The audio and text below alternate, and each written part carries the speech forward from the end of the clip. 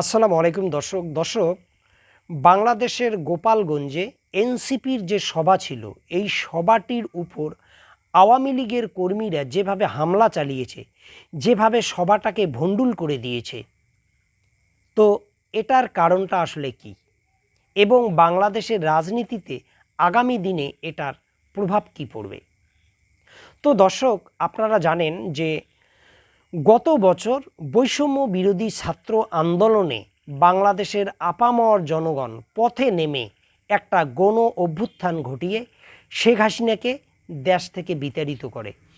শেখ হাসিনার দলের যারা প্রথম সারির নেতৃত্ব ছিল তারা মোটামুটি সকলেই বাংলাদেশ থেকে পালিয়ে বিভিন্ন দেশে আশ্রয় নিয়েছে এবং যারা বাংলাদেশে গ্রেপ্তার হয়েছে তারা এখন জেল খাটছে।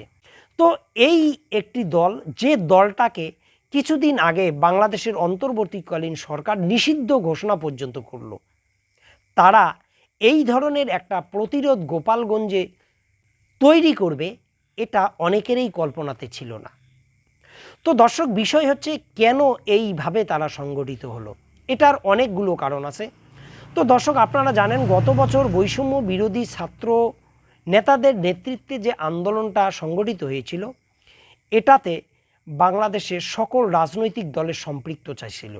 সেখানে জামাত শিবির ছিল, সেখানে বিএনপি ছাত্র দল ছিল এবং বিভিন্ন পেশাজীবী জাতি ধর্মের মানুষ বাংলাদেশে শেখ হাসিনার বিরুদ্ধে যে মানুষের যে একটা অভিযোগ ছিল, দীর্ঘদিনের অপশাসন, দুঃশাসন, খুন গুমের রাজনীতি, গণতন্ত্রকে হত্যা করার যে রাজনীতি শেখ হাসিনার ছিল, তার বিরুদ্ধে সমস্ত মানুষ প্রতিরোধ তৈরি করে শেখ হাসিনাকে দেশ থেকে বিতাড়িত করে।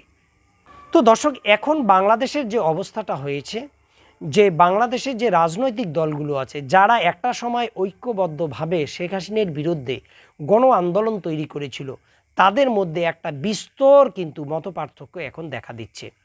এখন এনসিপি জামাতের বিরুদ্ধে কাদা ছুটছে, জামাত বিএনপির বিরুদ্ধে কাদা ছুটছে, মানে কেউ কাউকে ছেড়ে কথা বলছে না।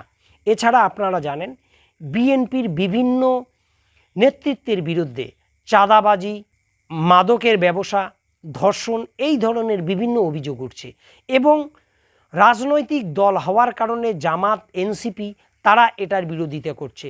এর ফলে কিন্তু বিএনপির রোষানলে পড়ছে এই রাজনৈতিক দলগুলো এবং বিএনপির কিছু কিছু নেতৃত্ব প্রকাশ্যেই বলছে যে বাংলাদেশের মাটিতে জামাত এবং এনসিপিকে কবর দেওয়া হবে। তো এরা বিভিন্নভাবে কিন্তু বিভক্ত।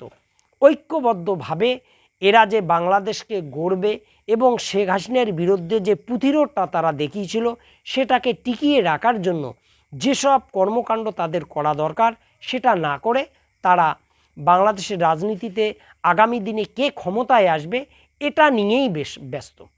তো দর্শক, এই যে মত পার্থক্য এই দলগুলোর মধ্যে তৈরি হয়েছে, এটার সুযোগ কিন্তু নিচ্ছে এবং এক্ষেত্রে এনসিপিরও ত্রুটি আছে।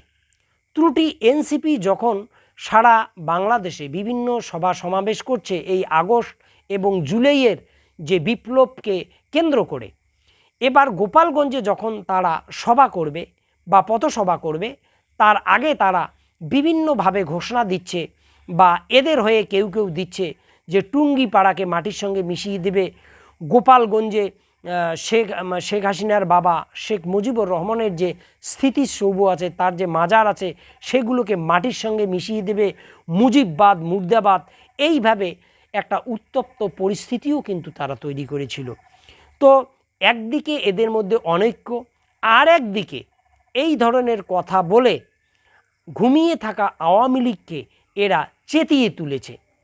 তারা ভেবে নিয়েছে যে এদের পিঠ একেবারে দেওয়ালে ঠেকে গেছে, সুতরাং এখন এদেরকে প্রতিরোধ তৈরি করতে হবে এবং এমন তারা প্রতিরোধ তৈরি করলো যখন এনসিপি কোনো সভা সমাবেশে করতে পারল না এবং করলেও সেটা মানে লোক দেখানো মাত্র এবং পুলিশ এবং সেনাবাহিনীর কঠোর নিরাপত্তায় এমন প্রতিরোধ আওয়ামী লীগ তৈরি করলো যে সভা সমাবেশ শেষ করে এই এনসিপির নেতৃত্বরা নিরাপদ স্থানে যে সরে যাবে সেই ক্ষমতাটুকু তাদের রইল না।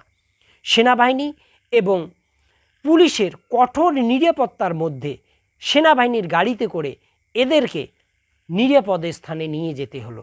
তো দর্শক, এই যে আওয়ামী লীগের যে এই উত্থান আগামী দিনে আরও বাড়তে পারে যদি বিএনপি, জামাত, এনসিপি এবং আরও যে রাজনৈতিক দলগুলো আছে তারা যদি ঐক্যবদ্ধ না হয়। তাদেরকে বুঝতে হবে যে এই যে গণ অভ্যুত্থান তারা করেছে, এই গণ অভ্যুত্থান হয়তো সফল হয়েছে, কিন্তু এই সফলতাকে টিকিয়ে রাখতে গেলে এদের মধ্যে যে ঐক্যের প্রয়োজন, সেই ঐক্যের মধ্যে যদি ফাটল ধরে তাহলে আওয়ামী লীগের যারা নেতৃত্ব তারা কিন্তু এই সুযোগটা নিয়ে মাঠে নামবে এবং বাংলাদেশকে অস্থিতিশীল করার চেষ্টা করবে এবং অন্তর্বর্তীকালীন সরকার যাতে দৌড়ের উপর থাকে এই ব্যবস্থা কিন্তু তারা করবে। তো দর্শক, এই বিষয়ে আপনাদের কি মতামত অবশ্যই কমেন্টে লিখবেন। ভালো থাকুন, সুস্থ থাকুন, আল্লাহ হাফেজ।